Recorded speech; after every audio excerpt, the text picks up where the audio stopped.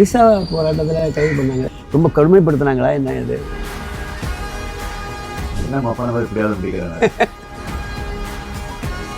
எனக்கு யூனிவர்சிட்டியை போய் படிக்கணும் அப்படின்னு ஆசை. போகும்போது எங்கள் அம்மா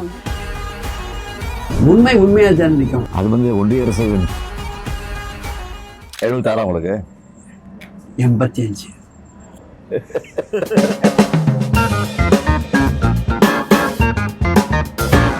உங்களுக்கு இந்த பேர் வர்றதுக்கு என்ன காரணம்? என் பேர் நம்பி நாராயணன். ஆமாம். திருக்கரங்குடி இருக்கிற கோவிலுக்கு பேர் நம்பி கோவில். சரிங்க. என்னுடைய அப்பாவுக்கு அம்மா பேர் நம்பி, அந்த சீட்டை அவர் நம்பின்னு ஆரம்பித்தார் அந்த பேர். நாராயணங்கிறது எங்கள் அப்பா நாராயண பக்தர், அதனால் அப்படி வச்சுக்கிட்டார். நீங்கள் பிறந்தவர் நான் பிறந்த ஊர் கேரளா, திருவனந்தபுரம். பிறந்த 41 நாளைக்கு வி மூவ் பேக் நாகர்கோவிலுக்கு வந்துட்டோம். நாகர்கோவில். ஆக்சுவலாக உங்களுக்கு இந்த மிசா போராட்டத்தில் கைது பண்ணாங்க. எந்த வருஷம் அது? 75 எமர்ஜென்சி. ஆமாம். 76 ஜனவரி மாதம். ஆமாம். அதை கேட்கலாமா? நீங்கள் எப்படி அதை ஃபீல் பண்ணீங்கன்னு அது எப்படி அது மிசா அது ரொம்ப கடுமைப்படுத்தினாங்களா என்ன இது? அது 76 ஜனவரி 31 நான் அரெஸ்ட் ஆனேன். சரி. ஆட்சி கலைஞ்ச உடனே தலைவர் வீட்டுக்கு போலீஸ் வந்துடுச்சு. உங்களை கைது பண்ணல, உங்கள் பையனை அரெஸ்ட் பண்ண வந்திருக்காங்க. அப்போ நான் ட்ராமாலாம் நடிச்சிட்டு இருந்தேன். முரசை முழங்குன்னு ட்ராமா, திண்டுக்கல் தீர்ப்புன்னு ஒரு ட்ராமா. சரி. அந்த மாதிரி ட்ராமாலாம் நடிச்சிட்டு இருந்தேன். அதனால் என்ன அரெஸ்ட் பண்ண சொல்லி அங்கே ஆர்டர் போட்டாங்க மேலேருந்து. உங்களை அரெஸ்ட் பண்ண வரல, உங்கள் சன்னை அரெஸ்ட் பண்ண வந்துருக்கேன் சார். அவன் நாடகத்துக்கு போயிருக்கான், நாளைக்கு நைட்டு தான் வருவான்.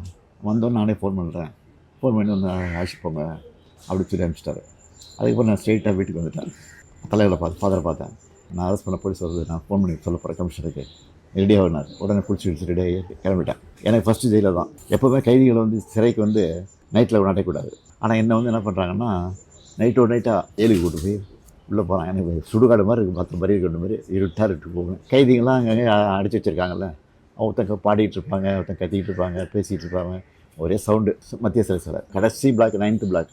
அங்கே யாரை அடைச்சி வச்சுட்டாங்கன்னா, அந்த தொழுநோய் அந்த பேஷண்ட்டை தான் அங்கே இருந்திருக்கிறாங்க. ஏன்னா பஞ்சு, இந்த ரத்தம் எல்லாம் எல்லாம் செவத்தில் இருக்குது. அவன் வரிசையாக 11 ரூம்ஸ். அதில் ஒரு தாராளமாக படுக்கிறனா ஒருத்தர் 2 பேர் தான் படுக்கலாம். ஒரு ரூம்லேயும் 9 பேர் 10 பேர் படுத்துருக்காங்க. எல்லாம் தூங்கிட்டு இருக்காங்க. நான் உள்ளே போனேன். போன உடனே தெரியாமல் இருட்டில் ஒருத்தர் மீச்சிட்டேன் கையை. யாருன்னு பார்த்தா வீரமணி. ஓ, தம்பி முடிச்சாரு. ஏன்னா சாரிண்ணா நீங்கள் ஆமாம் வாங்க கூப்பிட்டாரு. அந்த சென்னை சிறைச்சாலை மருத்துவர் பொறுத்த வரைக்கும் என்னென்னா, வித்யாசாகர்னு ஒரு சூப்பரண்ட் இருக்காங்க. அந்த சூப்பரண்ட் பச்சைபாஸ் காலேஜ் ட்ரஸ்ட்டில் எலெக்ஷன் நிற்கிறாரு. அப்போ NVN சோமுன்னு அந்த திமுகவில் அவர் நடராஜன் அவர் ஏற்றுன்னு ஜெயிச்சிட்டாரு. அதில் அவருக்கும் அது மிசா கைதிங்கிறது ஒரு நாளைக்கு 40 ரூபா 60 ரூபா செலவு பண்ணணும். ஒரு கைதிக்கும் ஃபேன் போட்டு கொடுக்கணும், பெட்டு கொடுக்கணும், கொசுவரை கொடுக்கணும், பேஸ்ட்டு கொடுக்கணும், ப்ரஷ்ஷு கொடுக்கணும், எல்லா ஃபெசிலிட்டியும் இருக்குது. ஆனால் எந்த வசதியும் கிடையாது. 9 பேர் வரிசையாக படுக்க வச்சுருக்காங்க. யூரினுக்கு ஒரு பானை, குடிதண்ணீருக்கு ஒரு பானை பக்கத்தில் இருக்கும். அந்த மாதிரி அது சில யூரின் பாஸ் ஆகி ஃபுல்லாகி வழியும். ஏப்பா, 9 பேர் படுத்துருக்கோமே, 9 பேர் யூரின் போனதுனால என்ன வருது? டார்கெட்லாம் காலையில் தான் எழுச்சி போகணும். 2-3 டாய்லெட்டாக இருக்கும். அது ஒரு 10 நிமிஷம் திறப்பாங்க. அதுக்குள்ளே அந்த 100 பேர் போயிடணும். அந்த மாதிரிலாம் குடும்பம் இருந்துச்சு. நைட்டில் 8 மணிக்கு 3 மணிக்கு வருவாங்க. ஒரு 9 பேர் 10 பேர் வருவாங்க. அது ஆயுள் கைதி இருக்காங்களா அங்கே, அவங்கள வச்சு அடிக்க வைப்பாங்க. ஓப்பா, வரிசையாக 10 ரூம் இருக்குன்னு வச்சுங்களேன். 10ஆம் நம்பரில் கூப்பிட்டு அதில் 10 பேர் வருவாங்க. அடி எங்களுக்கு சத்தம் கேட்கும். நாங்கள் 1ஆம் நம்பரில் இருக்கோம். அப்போ எங்களுக்கு வர வரைக்கும் நாங்கள் பயந்துட்டு உட்காந்துருக்கணும். அடிச்சு முடிச்சாவிட்ட தெளிஞ்சிடும். எழுதி கொடுத்துரு, நான் கட்சி விட்டு விளைக்கிறேன் அப்படின்னு கேட்பாங்க. ஒரு 5-6 பேர் எழுதி கொடுத்துருவாங்க. பயந்து அடி தாங்க முடியாமல்.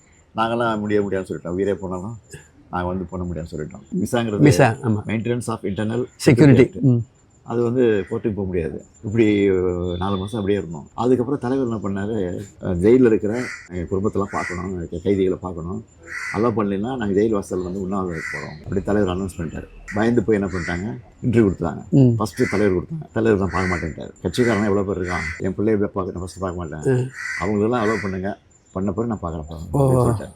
அப்புறம் எல்லாரும் பார்த்த பிறகு என்ன பார்த்தாரு. அப்போ கூட வரும்போது நான் என்ன பண்ணேன், ஃபுல் கேஸ் ஷர்ட் போட்டு காயம் உடம்புல காயம் இதெல்லாம் மிஸ் டைம்லாம் இதெல்லாம் அது சூப்பரண்டே சொல்லி அனுப்புகிறாரு.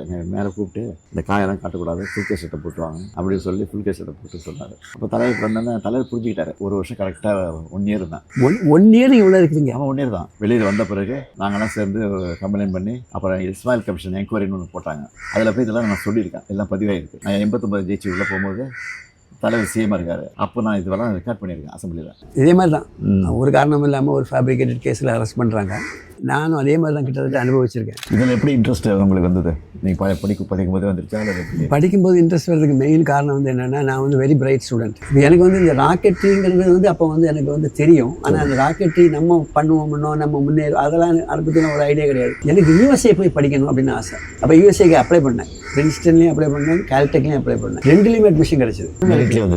வந்துருச்சு. போகும்போது எங்கள் அம்மா வந்து ஒரு ஹார்ட் பேஷண்ட். 6 days ஆர் நம்பர். டாக்டர் சொல்லிட்டாரு, எத்தனை நாள் ஆகும்னு சொல்ல முடியாது, நீ போன உடனே கூட அவள் செத்து போயிடலாம் அப்படின்னாரு. நான் பயந்து போய் உட்காந்துட்டேன்.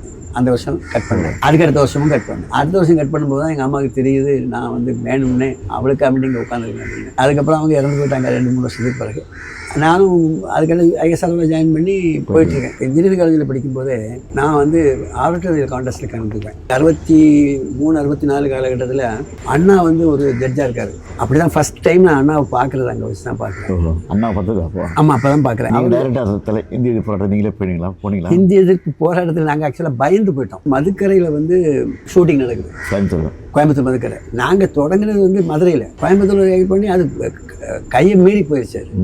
நாங்கள் எதுவுமே வன்முறையில் ஈடுபடணும்னு நாங்கள் அதுக்கு போகவே இல்லை. ஆர்மி வச்சு அவன் வந்து இவனை மாதிரி ஒரு சாதாரண துப்பாக்கி வச்சு ஷூட் பண்ண மாட்டான். அதில் எத்தனை பேர் இறந்தாங்க? ஆமாம், 300 பேருக்கு மேலே இருக்கும். ஆனால் வெளியில் சொன்னது வந்து 10 பேர், 20 பேர், 22 பேர் சொன்னாங்க. இந்த மொழி வந்து நம்ம ரத்தத்தில் ஊறினது. இருக்கக்கூடிய தலைவர்களையே அதுக்காக வேண்டி பாடுபட்டு இருக்கிற ஆள் நீங்கள் ஒரு ஆள் தான். அண்ணா மீது வந்து உங்களை எப்படி பற்று வந்தது? ஒரே ஒரு காரணம் தான், அவருடைய பேச்சு திறன். நாகர்கோவிலில் வந்து திமுக மகாநாடு நடக்கு. மழை தண்ணி இது வரைக்கும் நிற்கும். அப்படியே நின்றுட்டு நாங்கள் பேச்சை கேட்குறோம். அது ஒரு மெஸ்மரைசிங் டாக். அப்படியே அந்த கூட்டம் அப்படியே நிற்கும். அவருடைய வார்த்தைகள்லாம் எண்ணப்பட்ட வார்த்தைகள். மிஸ்டர் அண்ணாதுரை ஒரு டேஸ் ஆர் நம்பர்ங்கிற போது, but my steps R measured number. Immediate. அதாவது அதுக்கு ஒரு நிமிஷம் யோசிக்கிறது கூட கிடையாது. ஆங்கிலத்திலையும் சரி தமிழ்லையும் சரி அவரை பிடிச்சதுக்கு யாரும் கிடையாது. ஏன் அவங்க கலைஞர் எடுத்தீங்க, அவருடைய பேச்சுமே வந்து அதுக்கு இதில் எமோஷன் இருக்கும். ஒரு மாதிரி உறங்கிட்டு இருக்காங்க முடிச்சிருவான். திருக்குறளுக்கு உரை எழுதியிருக்காங்கல்ல, பரிமேலழகர் எழுதியிருக்காரு. அப்போ குறள் இவர் எழுதியிருக்கிறதுல தெய்வம் தொழால் கொழுநன் தொழுதழுவாள் பெய்யன பெய்யும் மழை. அந்த இன்டர்பிரிட்டேஷன் வந்து யாருமே சொல்லலை. அண்ணா கிட்ட நேரடியாக நீங்கள் பேசியிருக்கீங்களா? பேசியிருக்கேன், நான் பேசியிருக்கேன். என்ன எந்த விஷயம் பேசுகிறீங்க? என்ன ஞாபகம் இருக்கு உங்களுக்கு? 2-3 ஞாபகம் இருக்குது. எனக்கு அவருக்கு கனெக்ஷன் ஒன்றே ஒன்று. எனக்கு தமிழ் பிடிக்கும், அவருக்கு தமிழ் பிடிக்கும். அப்போ ஆக்சுவலாகவே அந்த சமயத்தில் வந்து தமிழுக்காக வேலை பார்க்கலாங்கிற அளவுக்கு நாங்கள் வந்துட்டோம். அப்போ அவர் சொன்னார், நீங்கள்லாம் முதல்ல நாட்டுக்கு பண்ணிக்க போங்க, இங்கே வராதிங்க. ஸ்கூலில் படிக்கும்போது இளைஞர் திமுகன்னு ஒரு மன்றம் வச்சுருந்தேன். அப்போ அவருக்கு மணிவிழா நடத்தணும்னு சொல்லி நான் பிளான் பண்ணுறேன். அப்போ வீட்டுக்கு போகிறேன். அவர் உடம்பு சரியில்லாம் பார்க்க முடியாது அப்படின்ட்டாங்க. இது எப்படி அண்ணா மெசேஜ் போய் எதுக்கு வரலாம் வருஷம் அப்படின்ட்டாரு. அவருடைய காரை அனுப்பிச்சு வைக்கிறாரு. இன்னும் அந்த கார் நம்பரோட ஞாபகம் இருக்குது, 7007 அந்த கார் நம்பர் மஞ்சள் காரு. அந்த டிரைவர் பேர் சண்முகம். அந்த கார் வருது எனக்கு. இவ்வளோ ஞாபகம் எப்படி வச்சுருக்கீங்கன்னு எனக்கு அதிசயமாக இருக்குது. எதுக்கு வந்தேன்னு கேட்டார். இந்த மாதிரி நாங்கள் அப்புறம் மன்றம் வச்சுருக்கோம், மணிவிழா நடத்த போகிறோம், நீங்கள் வரணும் அவசியம். சரி, அப்போ நான் சொல்கிறேன் அப்படின்னாரு. இல்லை நீங்கள் பேர் சொல்கிறேங்க. என்ன அப்பா மாதிரி இப்படியாவது பிடிக்கிறேன். இன்னொரு இது கூட உங்கள்கிட்ட ஷேர் பண்ணிக்கணும். மகேந்திரகிரி ப்ராஜெக்ட் எங்கள் அந்த இடத்துக்கு கொண்டு வர்றதுக்கு ஒரு மெயின் காரணம் வந்து, நான் வந்து அதனுடைய சர்ச் கமிட்டி, எங்களுடைய திரவ எரிபொருள் திட்டம் வந்து அங்கே தான் இருக்குது, மகேந்திரகிரி. பொதிகை மலைன்னு சொல்லக்கூடியது அதுதான். அதுக்கு பேக்கில் இருக்கக்கூடியது பேர் மகேந்திரகிரி. இந்த வந்து பொதிகைன்னு வைக்காமல் மகேந்திரகிரி பேரை தப்பாக வச்சுட்டோம். நான் வந்து கிட்டத்தட்ட 27 தடவை அந்த மலைக்கு மேலே ஏறி இருப்பேன். இன்றைக்கி உள்ள மலை இல்லை, இன்றைக்கி உள்ள மலையில் ரோடு கீடு எல்லாம் இருக்குது. அன்றைக்கி காடு நாகப்பாம்பும் அது அந்த மாதிரி மலையில் ஏறி போயிருக்கோம். கீழடி பொருணையெல்லாம் பார்த்துருக்கேன். கீழடி ஆராய்ச்சி தான் சார். கீழடியை பற்றி எனக்கு வந்து ஒரு கருத்து இருக்குது. கீழடி பற்றி இல்லை, பொருணையை பற்றியே ஒரு கருத்து இருக்குது. அது வந்து ஒன்றிய அரசு கோஆப்ரேட் பண்ணாங்க, நல்லா வரும். உண்மையாக தான் நிற்கும். நம்முடைய சங்க இலக்கியங்களில் இருக்கக்கூடிய சான்றுகள் இருக்குது. பூம்புகார் நம்ம வந்து கடல் ஆராய்ச்சி காவிரி பட்டணம் அது கலைஞர் இருக்கும்போது பண்ணார். அதுக்கப்புறம் வந்து ஏன் உண்மை பண்ணலைன்னு எனக்கு தெரியல. இப்போ அது கவர்மெண்ட் மாறுறதுனால அப்படியே விட்டாங்க. அதை நீங்கள் பண்ணீங்கன்னா ரொம்ப நல்லாயிருக்கும். பண்ண ஆரம்பிச்சாங்க. ஆமாம், எனக்கு உங்களை மாத்திரம் தான் நம்பி இருக்காது, வேற ஒன்றுமே இல்லை. இப்போ வந்து காலை உணவு நீங்கள் கொடுக்குறீங்களா, இது ஒன் ஆஃப் த ஃபென்டாஸ்டிக். இப்போ என்ன அடிப்படை தேவை நமக்கு?